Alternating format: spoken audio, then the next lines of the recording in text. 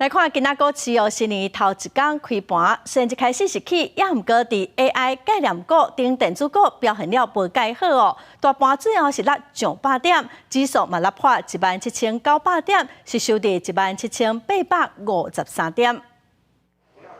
台北股市去年封关日有起，将场创下年度收盘新关价17930.81点，离万八是真近。伫2024年的头一个交易日，大盘以小可起开出，不过伫 AI 概念股等电子宽带走弱的情形之下，大盘走价翻乌，落超过8点，指数失守17900的关卡。在去年12月台股之所以大涨，是因为热钱流入。我们估计元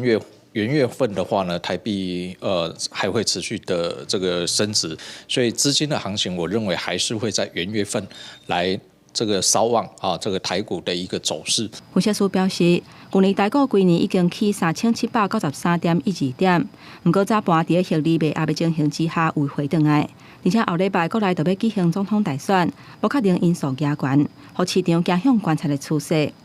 另外，新台币换美金的汇率，2023年以30.735块到1.7分封关了后，2024年头一个交易日以30.7换1块的美金开盘，升达3.5分，目前伫30.815块迄卡刀。一直到